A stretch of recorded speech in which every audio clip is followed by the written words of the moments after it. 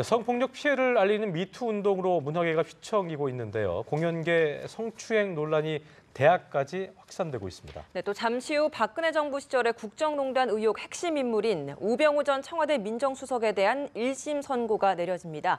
이 관련 소식 모두 정태원 변호사 그리고 배상훈 프로파일러와 함께 자세히 살펴보도록 하겠습니다. 두 분 어서 오십시오. 어서 오세요. 네, 안녕하십니까. 자, 먼저 미투 운동 관련 얘기를 좀 해보겠습니다. 여배우를 성노리게 삼다시피 했던 연희단 거리배 예술감독 이윤택 씨의 기자회견, 얼마 전 기자회견이었는데 이게 보니까 그 내부 폭로가 나왔어요. 불쌍한 표정 연기까지 사전에 연습했다. 뭐 이런 좀 충격적인 얘기인 것 같은데요. 어떻게 보시는지 좀 한 말씀 해주시죠. 예. 사실 그 연극계의 그러한 그 잘못된 관행 내지는 그런 강제적인 행위가 있었다는 이야기 있었지만 이번에 밖으로 드러나기 처음이었는데 네. 이윤택 씨가 이제 실제로 본인의 잘못을 반성하고 그걸 피해자와 국민들에게 사과 및 용서를 비는 그런 기회로 알고 있었는데 알고 보니 그 기자회견을 어떻게 할 것인지 그거 자체도 일종의 연구를 했다는 사실이 이제 알려지게 된 거죠. 예. 예를 들어 스푼 표정을 지으라든지 네. 뭐 그런 그 리허설까지 했다는 그런 기사가 나오는 걸 보면 아 이분이 아직도 이 정말로 뉘우치는 빛이 없구나. 이래가지고 우리 문화계가 앞으로 어떻게 건전하게 발전해 나갈 것인가 그런 걱정을 오히려 일으키게 하고 국민들이 분노로 사고 있습니다. 그러니까 배 교수님께서는 이게 범죄를 저지른 사람들의 어떤 심리라는 것을 좀 잘 아실 텐데 그날 기자회견 보시면서 그러니까 진정성 관련된 어떤 논란도 많이 온라인상에 있었거든요. 어떻게 보셨는지 좀 한 말씀 해주시죠. 예. 기본적으로 진정성 있는 사람은 눈빛이 다릅니다. 그러니까 눈빛이 정확히 다르다는 건 뭐냐면 눈의 위치가 보는 위치가 다르거든요. 그러니까 보는 위치를 거의 지정한 듯이 고정돼 있는 상이고요. 예. 어느 때 인사를 해야 되고 어느 때 이제 어디를 봐야 될 부분이 정해져 있는 것이 그러니까 보통 행동 분석하는 사람들을 볼 때 좀 예. 이상한데라고 하는 것이 딱 고정돼 있는 것 같다는 느낌이 드는 겁니다. 예. 되게 자연스러운 어떤 그 사과라든가 이런 문제는 저렇게 말이 그렇게 빠르거나 그러지 않고 중간에 울먹이기도 하고 또는 눈빛 자체, 눈 자체를 좀 흐립니다. 그리고 이제 흔들린다고요? 그리고 이제 고정되지 않고 이렇게 되거든요. 근데 그 이윤택 씨가 한 걸 잘 보시면 아시겠지만은 그런 게 없었습니다. 그러니까 말하자면 저도 깜짝 놀란 게 이분이 연극을 하신 분이라서 이렇게 당황을 안 하시는 건가라고 했는데 아니나 다를까 이제 일종의 연습을 했다는 거라서 상당히 충격적이었어요. 되게 수치스러울 수 있는 내용임에도 불구하고 그렇죠. 태어나게 했다는 거. 말 톤이 변화 없이 그냥 쭉 가지 않습니까? 근데 자기가 진짜 사과를 하게 되면 말 톤이 변해야 되거든요. 예. 그 말 톤이 변하는 순간 눈빛이 흐려지거나 아래로 깔거나 그래야 되는데 잘 보시면 아시겠지만 그런 게 전혀 없습니다. 또 법적 책임을 고스란히 자기가 다 지겠다라고 이야기를 했는데 이것도 사실 사전에 이제 변호사에게 다 미리 다 물어보고 그렇습니다. 형량이 이제 예. 해당이 안 되기 때문에 이런 이야기를 다 자신 있게 한 것이다 이런 이야기도 그렇습니다. 있더라고요. 그 기자회견을 할 때 지금처럼 이렇게 어떻게 보면 가식으로 보이는 그런 걸 할 수 있었던 배경 중에 하나는 이분이 그 지금까지 폭로된 것은 대개 2010년도 이전 것들이 대부분이거든요. 그러다 보니까 특히 이제 2013년 6월 19일 이후에는 뭐 이런 성폭력 관련 범죄들이 고소가 없어도 처벌할 수가 있습니다. 예. 그 이전에는 어떤 일이 발생하는데 6개월 내에 고소를 해야 되고 그 기간이 지나면 처벌을 못 합니다. 아마 이분도 그런 법적인 그 자문을 듣고는 아, 내가 뭐 실제로 처벌받을 일은 없네. 이런 생각을 한 것이 아닌가 좀 의심이 되는데요. 지금 피해자들이 피해를 당한 시기가 2001년부터 2010년 그 사이에 있는 건가요? 그래서 지금까지 그 공개된 건 그것인데 예. 이분이 이렇게 안심해서는 안 되는 것이 2010년까지 그렇게 살아오셨다면 아마 제 생각에는 2018년까지도 그렇게 예. 살아왔을 가능성이 높고 새로운 폭로가 있게 되면 형사처벌을 받을 가능성이 있게 되기 때문에 정말로 진정한 사과의 모습을 보여야 그런 뭐 이 연극 업계에서의 망신은 둘째치고 형사처벌을 받는 그 위험을 피할 수가 있는데 뭐 상당히 불투명하게 됐습니다. 그렇군요. 임신 중절과 관련해서도 여기에 대한 피해자는 뭐 친고죄랑 전혀 적용이 그렇습니다. 상관이 없다라고 하던데 그렇습니다. 이건 어떤 겁니까? 그러니까 이제 그 우리가 예전에 성 관련 범죄는 친고죄라는 게 있어서 피해자인 본인이 사실 수치스럽기 때문에 알리는 걸 원하지 않는 예. 경우에는 처벌을 안 해왔거든요. 근데 임신 중절 같은 거기에 해당이 안 되기 때문에 본인이 처벌을 원하건 안 하건 처벌을 할 수가 있는 것이고 처벌을 원하고 안 하건 정상 참작에 불과한 건데 문제는 이게 또 예전 것이니까 시효가 다 지난 거죠. 아주 옛날 그건 처벌 못 하거든요.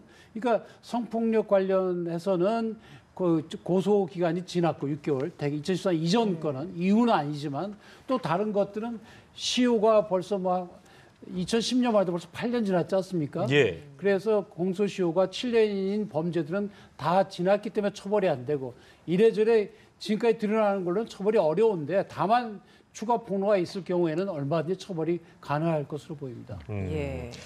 이게 보니까 그 아까도 봤더니 사과 리허설까지 했다고 하고 표정이 불쌍해 보였냐. 그러니까 이런 심리를 봤을 때 저희가 그 내용 자체는 엄청난 파장을 일으킬 수 있는 부분인데도 불구하고 그런 심리를 갖는다는 건 특히나 보니까 그 김소희 연희단거리표 대표 같은 경우는 여성임에도 불구하고 이윤택 감독이 어떤 그 조력자로서 후배들을 골라서 안마까지 권유했고 아침 무슨 꼭 그렇게 했다고 하는데 이런 건 어떤 심리를 봐야 되는 거예요? 기본적으로 이제 가장 큰 거학의 밑에 있는 일종의 메신저 역할만 한다는 생각을 많이 하는 거죠. 그러니까 말하자면 가장 큰 거학의 앞에 있으면은 그 이제 도덕적인 감정이 무마가 됩니다. 그러니까 말하자면 상쇄가 된다고요. 보통 범죄는 중화 이론이라고 하는데요.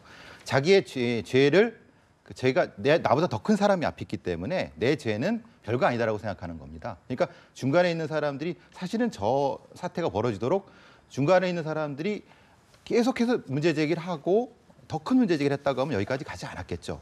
그런데 이제 문제는 그 중화가 되는 것, 희석되는 거죠. 그 부분 때문에 더 큰 문제가 될 것 같습니다. 그렇군요. 알겠습니다. 자, 저희가 그 미투 얘기를 하는 와중에 오늘도 중요한 그 재판이 있었는데요. 우병우 전 수석에 대한 그 1심 선고가 나왔습니다. 정 변호사님. 네. 일단 내용을 좀 보자면 국정농단 묵인 관련돼서 우병우 전 수석에 대한 1심에서 법원이 징역 2년 6개월의 선고를 내렸는데요. 일단 검찰 그 결심 공판에서는 8년 나왔는데요. 예. 2년 6개월 어떻게 좀 보고 계십니까? 그래서 근데 이제 그 공소 사실이 다 인정이 되면 네. 8년 구형이 뭐 지나친 것이 아니다 이렇게 볼 수가 있지만 네. 이 우병우 전 수석의 경우에는 우리 일반인들이 생각하는 것과 달리 법리적으로 많이 다툴 문제들이 있습니다. 그것 때문에 구속영장 청구가 3번에 걸쳐서 기각이 된 거거든요. 그래서 아마 이번의 경우에도 예. 그 우병우 전 수석 측이 주장한 어떤 법리적인 주장이나 다툼이 법원에서 볼 때 그거는 타당하다고 받아들인 부분이 있고 그래서 예. 그런 부분을 제외하고 나니까 실제로 이제 법정이 5년짜리 직권남용 같은 5년 이하로 되어 있거든요. 예. 그래서 그런 쪽을 적용을 해서 아마 징역 2년 6개월로 한 것이 아닌가 이렇게 추정이 됩니다. 예, 지금 나오고 있는 결과를 좀 정리를 해서 말씀을 드리면 일단 우병우 전 민정수석이 이석수 감찰반의 업무에 대해서 방해를 한 것은 유죄다 됐죠. 인정이 됐고요. 예. 그리고 문체부 인사에 관여한 혐의에 대해서 이제 이것도 직권남용이나 강요가 아니냐라고 이야기를 했었는데 여기에 대해서는 위법이 아니다라고 이야기를 했습니다. 그리고 그렇습니다. 미르와 K스포츠재단 비위 은폐와 관련해서 이게 직무유기 혐의를 받고 있었는데 직무유기에 해당한다 인정이 됐죠. 이야기를 예. 했습니다. 또 최순실 씨 개인 문제로 치부를 하고 국가를 혼란 사태로 악화시켰다라고 이야기를 했고 변명으로 일관하고 반성을 하지 않는 태도가 불리한 정황을 초래했다라고 법원이 밝힌 것으로 그리고 보입니다. CJ ENM이 고발 대상 요건에 해당하지 않음에도 불구하고 일단 공정거래 위치가 관계자들한테 검찰 고발이 필요하다는 취지로 진술을 좀 강요한 혐의. 그러니까 이것도 고발을 이제 하라고 이제 압력을 넣었다는 그렇죠. 것이죠. 이것도 인정이 됐는데, 그러니까 대부분의 혐의 중에 지금 문체부 인사 개입만 위법이 아닌데 예. 또 불구하고 형량이 많이 감량이 된 것 같은데 어떻게 좀 해석해야 될까요? 일단 문체부 인사 개입에 관해서는 이제 검찰의 입장은 인사라는 건 원래 대통령과 장관이 하는 거 아닙니까? 그런데 민정수석인 우병우 전 수석이 문체부에 압력을 넣어서 최순실 씨의 사업에 방해가 되는 국과장들을 이제 불리한 자리로 좋지 않은 자리로 이제 인사를 했다 이런 이야기인데 본인 이야기는 나는 대통령의 지시에 따라 감찰을 했고 대통령의 지시에 따라서 그렇게 인사추를 하라는 통지만 한 난 전달자에 불과하다. 따라서 내가 무슨 그 직권남용은 아니다. 그렇게 강기 주장을 해왔죠. 그래서 아마 법원에서는 그 점은 그 우병우 전 수석의 그런 그 변소를 받아들인 걸로 보입니다. 그러니까 결심 공판에서 8년이 구형을 했는데 물론 뭐 결심 공판만큼 다 나오진 않습니다만 네네. 만약 이 혐의가 다 인정이 됐었다면 어느 정도가 예상을 하셨었어요? 그래서 이 혐의가 다 인정이 되면은 적어도 5년 정도는 나오지 않았을까 이렇게 추정이 됩니다. 그렇군요. 예. 근데 어쨌든 현재까지는 문체부 인사 개입 이것만 위법이 아닌 것으로 됐고 나머지는 직무유기도 그렇고 모든 것 혐의가 인정됐음에도 불구하고 2년 6개월이 나왔다는 것. 백 교수님은 어떻게 보셨습니까? 오늘 그 선고 형량에 대해서. 기본적으로 문체부 인사 개입 부분은 사실 논란의 여지가 있었습니다. 예. 왜냐하면은 보통 이제 1급 국실장 정도는 정권의 어떤 보수 정권이나 진보 정권에 따라서 거기에 따라서 이제 보통 일괄사표를 받은 다음에 거기에 맞고 한다. 이런 방식의 주장이 우병우 민정수석의 주장. 말하자면 정권의 기조에 따라 가는 거기 때문에 그 부분이 무엇이냐. 그건 결국은 대통령의 의지가 반영된 부분이기 때문에 굳이 그걸 위법으로 볼 수는 없다는 주장 부분이고요. 근데 다만 이제 특별감찰관 법에 분명히 명시가 된 것은 특별감찰관법을 위반한 부분인 거죠. 왜냐하면 그거는 경찰관들을 이용해서 추적을 하게 하고 했으니까 그건 명확한 부분이기 때문에 인정받은 부분이고 직무유기 부분이 조금 명확하지 않은 부분인 것 같습니다. 직무유기 맞는데 문제는 그 범위가 어디냐. 좀 그러니까 직접적으로 아주 방해까지는 직무유기냐 아니면은 그냥 방관하는 정도냐에 따라서 형량이 2년 6개월 나온 건 그 부분 때문에 원래는 변호사 말씀대로 제가 봐도 5년 이상 나와야 되는데 네. 정도의 차이 때문에 좀 많이 줄어든 것이 아니냐 싶습니다. 정도의 차이 예, 예. 때문에. 예. 또 특별감찰관법에 대한 위법도 이제 인정이 됐거든요. 그렇습니다. 이 부분은 또 이제 추가적으로 이제 불법 사찰과 관련된 재판이 또 별개로 진행 중이기 때문에 여기에 대한 좀 영향도 좀 있을 것 같거든요. 이번 재판 결과가. 결국 이거는 이제 우리 시내 일간지에서 우병우 전 수석의 이제 처갓집 재산을 이제 파는 데 있어서 이제 우병우 수석이 개입을 했다. 또 아들이 또 병역 특혜를 받았다. 예. 또 처갓집 회사인 주식회사 정강에 비리가 있다는 게 막 터져 나오니까 특별감찰관실에서 그 조사에 들어갔거든요. 그랬더니 예. 우병우 전 수석이 거기에 대해서 항의를 하고 그걸 이제 방해를 한 혐의죠. 또 나아가서는 국정원을 시켜서는 그 특별감찰관의 뒤를 캐고 사찰을 하고 그런 혐의인데 그 점에 대해서 그 우병우 전 수석은 구속 당시에 그건 민정수석 정당한 권한의 행사다라고 변명을 했지만 예. 아무리 그 권한의 업무 범위에 관해서 다툼이 있다 하더라도 자기 일을 조사하는 사람 뒤를 캐는 것이 그게 적법하다고 볼 수가 있겠습니까? 그래서 그것이 안 받아서 구속이 됐고 그 점도 이제 유죄로 당연히 인정될 수밖에 없었던 것으로 보입니다. 네. 이게 권력 남용이라는 혐의를 사실 정의를 내리기가 굉장히 애매모호해서 이번 재판 결과도 어떻게 될지 모른다라고 이야기가 많이 나왔었는데 이런 부분이 인정된 중요한 요인이 있었다면 어떤 게 있을까요? 그러니까 이 우병우 전 수석은 전체적으로 내가 한 행위들은 민정수석의 권한 범위 내에 있는 것이다. 예. 또는 나는 대통령께 보고를 해서 대통령의 지시에만 따랐을 뿐이지 내가 법에 어긋나는 짓을 한 적은 없다. 이것이 이제 우병우 전 수석의 일반적인 그쵸. 얘기거든요. 최순실 씨 같은 경우는 나는 그런 사람 알지도 못했고, 그러니까 알지도 못했으니 이러한 비리가 있다는 걸 나는 알 수가 없었다. 이게 이제 변소였는데 여러 가지 증거들에 비춰 보면 그런 그 주장은 이치에 맞지 않다 하고 그렇게 이제 판단될 수밖에 없는 거죠. 그래서 다만 본인은 그렇게 부인하고 있지만 예를 들어 공무원법이나 공무원 임용령 같은 데 보면 인사에 관해서도 그렇고 또 청와대 민정수의 업무가 무엇인지는 업무 관장표 그거 하나밖에 없거든요. 예. 그런 면에서 보아볼 때 이거는 권한을 넘어서 직권남용을 한 것이라고 볼 수밖에 없는 겁니다. 그러니까 아까 그 직무유기나 그 직권남용이라는 것도 어떤 책임 불이행과도 좀 이렇게 맞닿는 부분인 것 같아서 어떤 그 혐의의 중대성을 봤을 때 오늘 받는 혐의 중에 어떤 것이 가장 어떻게 보면 형량을 가장 많이 받을 수 있고 중한 범죄라고 봐야 될까요? 특별감찰관법 위반이 오히려 중형을 받을 수가 있죠. 왜냐하면 특별감찰관은 대통령과 수석들에 대한 감찰을 해서 국가가 제대로 돌아가는 걸 감찰하는 기능이 있지 않습니까? 예. 그걸 막았으니까 결국엔 이러한 국정 농단이나 사태가 생길 수밖에 없는 거죠. 어떻게 보면 직권남용이라는 건 일반 구급 공무원도 행할 수 있는 범죄 아닙니까? 네. 근데 특별감찰관의 권한 업무를 방해한다는 거는 그거는 당연히 청와대의 수석들이나 대통령 관해서만 이게 있을 수 있는 것이기 때문에 국정에 미치는 영향은 그게 제일 크다고 보입니다.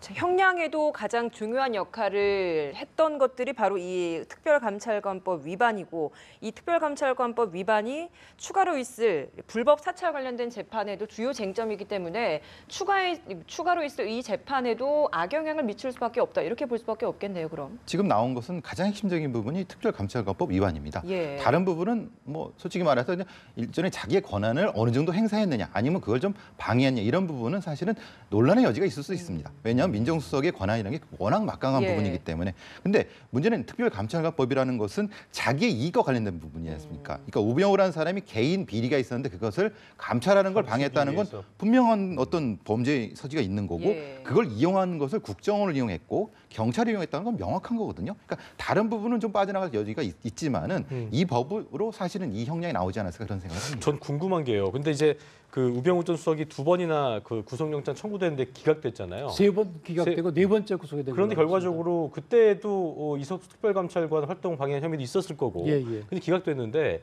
마지막에 지난 12월 15일에 그 구속된 이유가 이제 아까 김난영과 얘기한 대로 공무원과 민간에 대한 불법 사찰 혐의인데 그렇습니다. 그건 또 어떻게 됐네요. 그 비슷한 특별감찰관에 것 같은데도, 대한 사찰을 했다는 것이죠. 지난번에. 그러니까 사실 특별감찰관의 그 업무를 방해했다.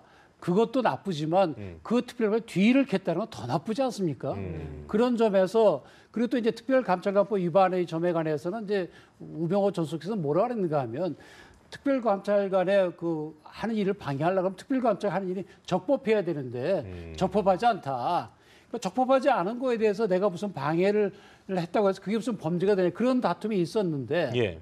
그 사실 그 뭐 어떻게 보면 그럴 수도 있지 않겠습니까? 예. 특별감찰이 만약에 적법 절차를 안 밟았다고 한다면 그건 다툼이 있었습니다. 예. 그런데 특별감찰의 뒤를 캐는 거는 그런 변명이 통할 수가 없죠. 예. 뒤를 캤느냐 안 했냐, 사찰했냐 안 했냐 그것이지 사찰이 적법하다. 나를 감찰하고 있으니 그 감찰관의 뒤를 사찰해야 되겠다. 그것이 적법하다는 얘기를 할 수 있을까요? 사찰이 더 중하게 여겨졌기 때문에 그리고 구속이 된 명백하죠. 것이다. 그건 명확하기 명백하죠. 때문에. 예. 그래.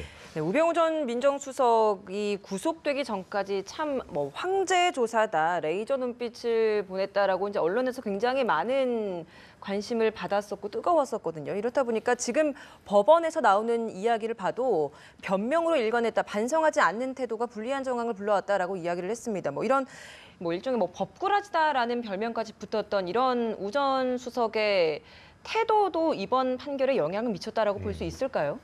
많이 미쳤을 거라고 보입니다. 왜냐하면 판사께서도 분명히 이제 반성하는 태도를 보이고 예. 정황을 참작할 수 있는 부분인데 전혀 그런 거 없이 자기 어떤 정확한 요번에 냈던 어떤 정상서가 8개가 넘는다고 합니다. 그러니까 하나하나 일일이 조목조목 반박을 했던 거죠. 예. 거기에 흔히 말하는 한 번에 뭐 흔히 말하는 자기가 잘못했다는 것도 하나도 없이 했으니까 그대로 형량이 되지만은 문제는 근데 이 죄들이 사실은 논란의 여지가 있을 수 있다는 것을 본인이 너무 잘 알다는 겁니다. 그러니까 물론 하나 지금 이제 감찰관법 부분 저는 그거 가장 크다고 보는데 예. 그 부분을 같이 다른 부분은 2심, 3심 가서도 계속 논란이 될 거라고 보여집니다. 그러니까 어쨌든 2심 가서도 논란이 좀 될 거라고 하셨는데 2심에서 어떤 쟁점이 좀 있을 거라고 봐야 될까요? 네. 사실상 그 우병우 전 수석에 대해서 모든 부분에 대해서 사실 우병우 전 수석이 법리적, 사실적 다툼을 벌이고 있기 때문에 그래서 아마 2심에 가서도 이 모든 부분에 대해서 다시 자기가 죄가 없다는 주장을 할 걸로 보입니다.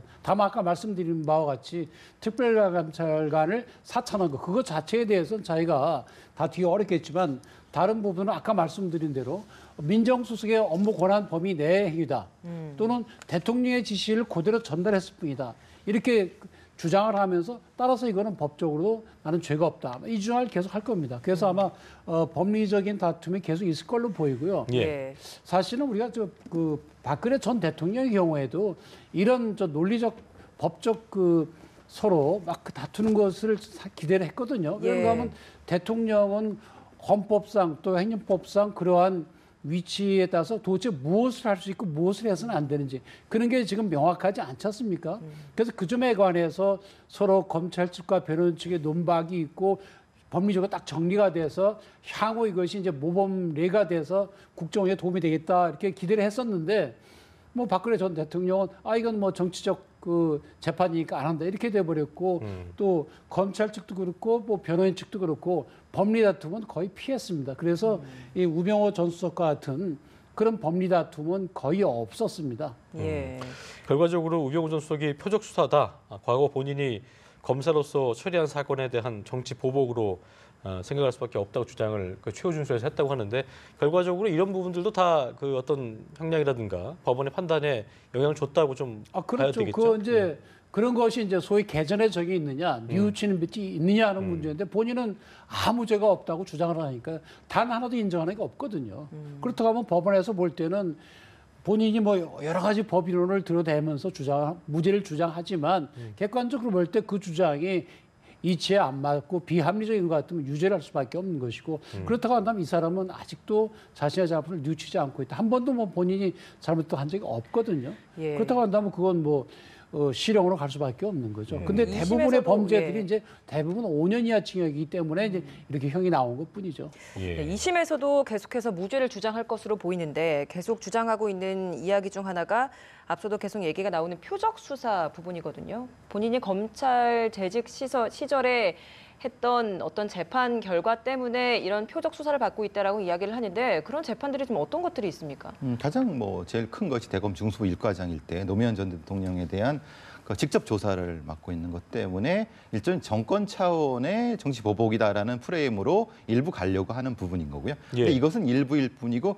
법리적인 다툼이 주고 이 부분은 일부인 거죠. 뭐냐면 다른 부분에서는 왜 자기가 이제 민정수석으로서 충분히 권한은 잘 행사했는데 그걸 왜 시비를 거느냐? 그것은 자기가 그 위치에 있기 때문에 그런 거라고 하는 논리적 귀결이 거기로 가는 거죠. 예. 특히 이제 정치적으로 자기를 이제 이렇게 탄압한다는 주된 이유 중에 하나는 지금 말씀드린 대로 결국 노무현 전 대통령에 대한 수사 시 강압적인 태도를 보여서 또 노무현 전 대통령이 결국에는 스스로 목숨을 끊게 만든 사람이 아니냐. 예. 그렇게 자기를 비난하면서 나를 이렇게 정치적으로 탄압하려고 한다 이렇게 주장을 하지만 예. 실질적으로 이번 사건들은 그건 직접 관계는 없거든요. 사실은 최순실을 중심으로 한 국정농단에 관한 책임을 묻는 것이기 때문에 뭐 정치적인 탄압이라고 주장하는 것은 별로 설득력이 없을 걸로 보입니다. 네, 그럼 이번 이 1심 판결 이후에 이제 앞으로 남은 재판 하나가 박근혜 전 대통령 1심 재판 아니겠습니까? 네네. 뭐 좀 상당한 영향이 있을 수밖에 없을 것 같아요.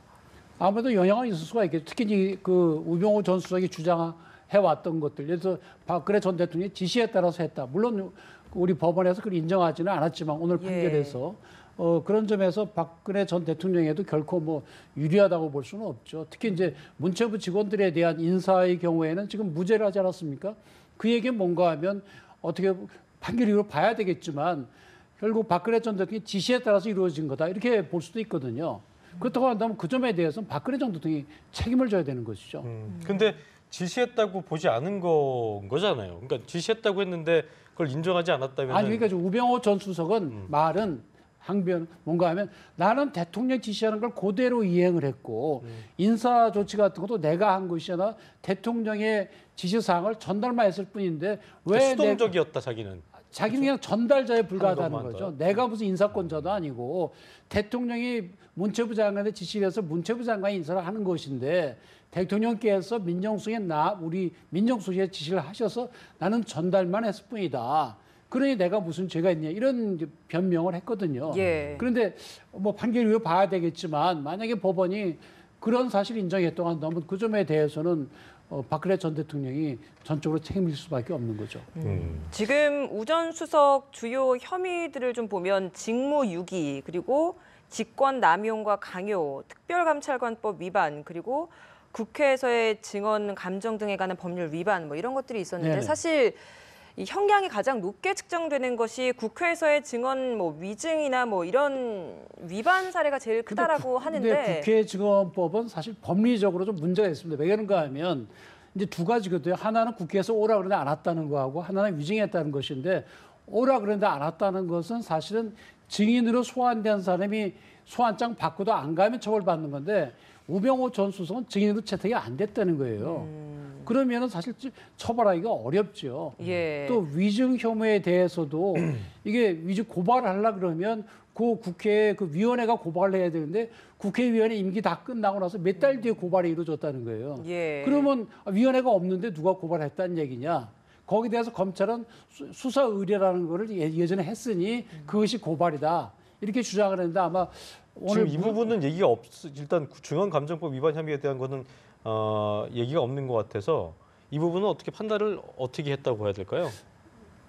글쎄 하여튼 뭐 서로 검찰과 주장이 다르거든요. 지금 말씀드린 대로 우병우 전 민정수석 측에서는 아니 난 증인으로 채택되거나 정식 소환장 받은 바도 없다. 그렇죠. 따라서 안 나가더라도 또 처벌이 안 된다. 또 관행적으로 민정수석은 국회에 안 나갔다. 이번에 조국 민정수석도 안 나가지 않았느냐. 예. 뭐 그렇게 주장을 하면서 이제 죄가 없다 그러고 예. 그다음에 그 검찰에서 무슨 소리냐 관행이 있었다 하더라도 법에 어긋났으면 처벌을 받아야 된다 그런 얘기고요. 그 둘 중에 이제 법원이 어느 쪽을 이제 채택하느냐가 하는 문제고 예. 또 위원회가 다 임기를 마치고 끝나고 난 뒤에 고발이 이루어진 거에 대해서도 우병우 전 수석 측은 아니 그 고발을 누가 그 살아있을 때 해야 되는데 위원회가 전속회에 끝났으면 없잖아요.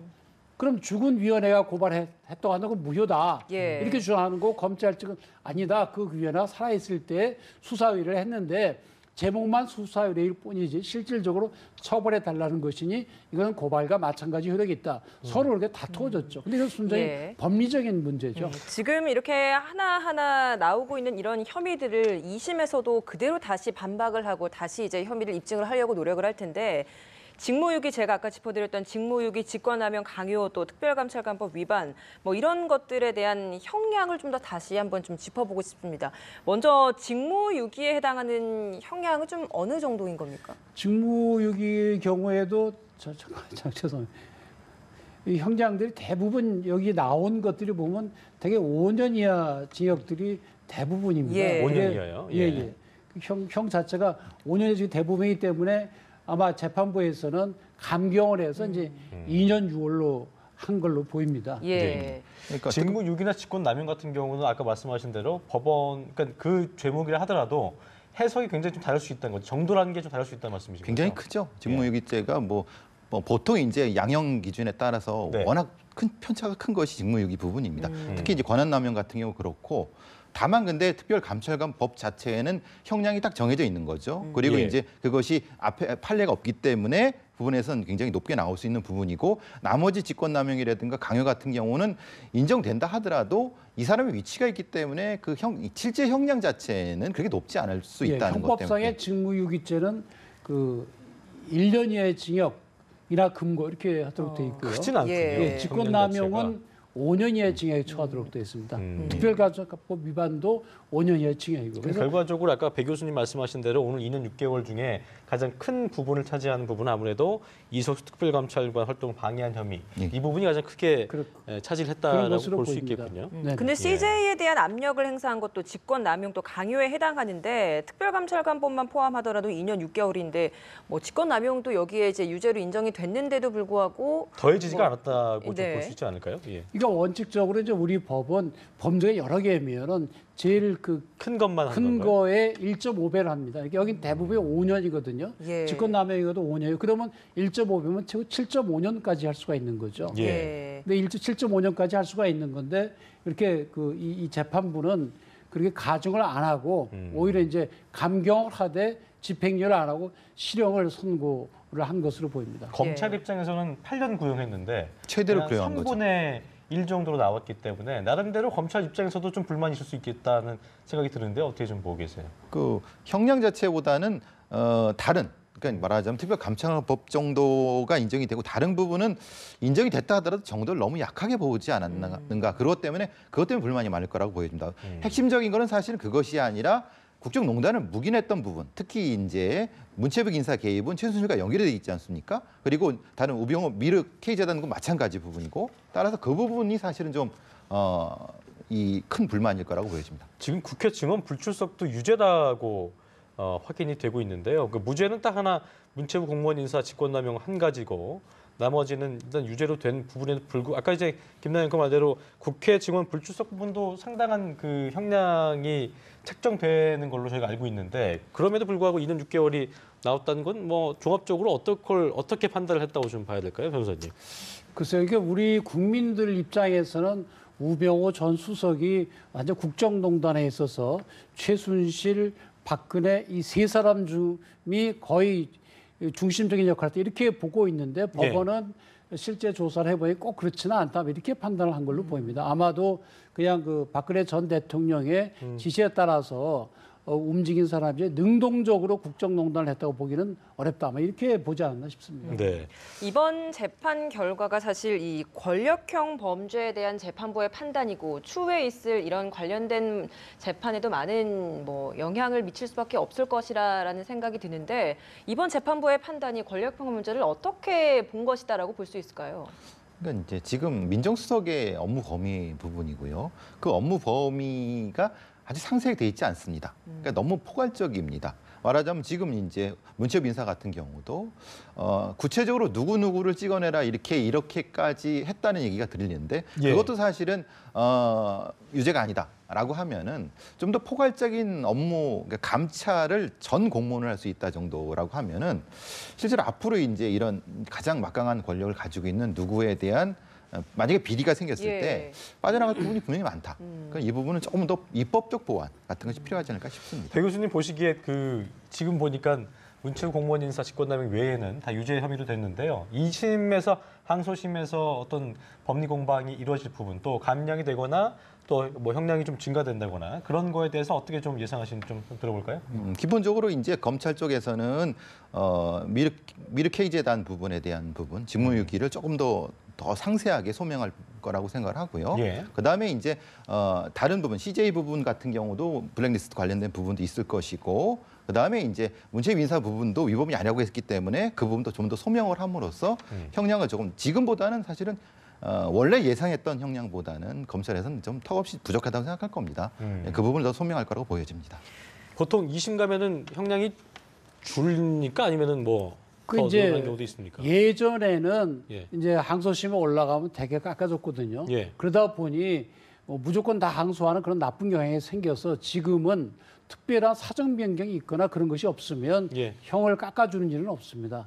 또 형이 구형보다 적게 나온 경우는 검찰도 항소를 하거든요. 그 때로는 1심 때보다 형이 높아지는 경우도 종종 볼 수 있습니다. 그러니까 추가 혐의 같은 게 있으면 공소장 변경을 좀 해야 될 부분이고 그렇죠. 그게 있기 때문에. 그 이제 공소장이 추가됐다. 이렇게 되면 당연히 형이 높아지는 거고 또 무죄로 했던 부분이 유죄로 된다 그러면 당연히 또 선고형도 높아지는 거죠. 알겠습니다. 네, 지금 법원에서 우병우 전 민정수석에 대한 1심 선고 공판 결과가 나왔습니다. 2년 6개월이 선고가 되면서 이제 자연스레 이제 구속 상태는 유지가 된 건데 사실 이번에 무죄가 나와서 석방이 된다고 하더라도 다시 구속이 되는 상황일 수밖에 없었거든요. 이게 어떤 상황인지 좀 시청자들의 이해를 위해서 좀 짚어주시겠습니까? 일단 이제 그 구속이 되면은 특히 법원이 무슨 보석이나 그런 걸로 석방해 주지 않는 한 계속 구속된 상태에서 재판을 받게 되죠.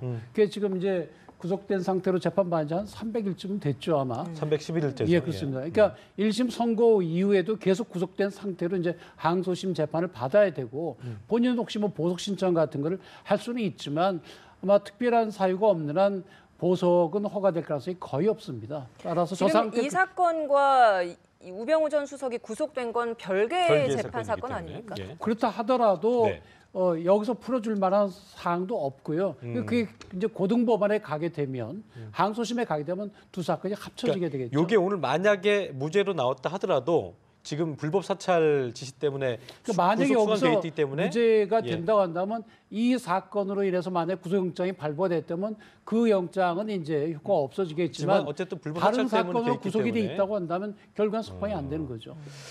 배 교수님 보시기에 불법 사찰 또 다른 그 재판을 얘기하고 있는 부분, 지난해 12월 15일에 이제 구속이 됐던 겁니다. 국가정보원을 동원해서 공무원과 민간인에 대한 불법 사찰을 벌인 혐의로 결국 검찰이 구속을 했는데요. 이 부분에 대한 것도 아까 이제 상당히 정 변호사님께서도 중하다는 얘기하셨는데 어떻게 좀 형량이 나올 법원의 판단이 이루어질지 좀 저희가 예상해 보면 좋을 것 같습니다.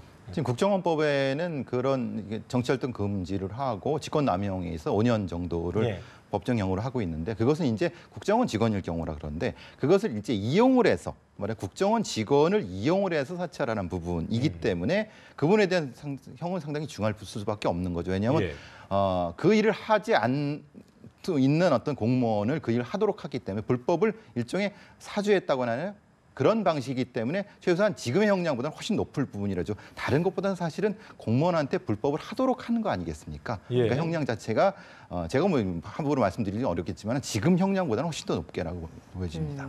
그렇다면 지금 2년 6개월이 나왔고 또 추가로 재판이 있을 불법 사찰에서도 유죄가 인정돼서 뭐 형량이 나온다고 한다면 다 더해져서 그렇습니다. 그러니까 수감 생활을 할 수밖에 없는 그렇습니다. 거죠. 그게 이제 되게 이제 표현될 때 제1형, 제2형 이렇게 되죠.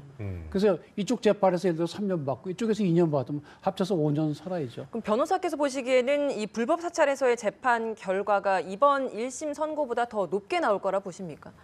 높을 가능성도 있죠. 지금 이번 건은 사건이 내용이 많기는 하지만 그 기본적으로 법정형이 그렇게 안 높은 것들이 대부분이고요. 예. 그래서 그런 점에선 여기서 2년 6개월 나왔으니까 지금 다른 재판에서도 그 정도 나올 가능성이 있습니다.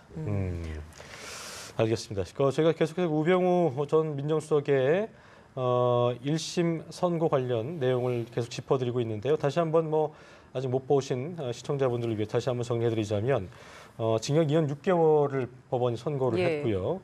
일단 혐의점을 봤을 때 우병우 전 수석이 이석수 감찰관 업무방해 부분을 인정을 했고 또 문체부 인사 개입 혐의에 대해서는 위법이 아니다라고 판단을 했고요. 또 CJ의 압력 행사에서 직권 남용과 강요를 한 부분에 대해서 인정을 했고 또 미르케이 재단 비위를 은폐했고 이 부분에 대해서도 직무유기를 했다라고 인정을 했습니다.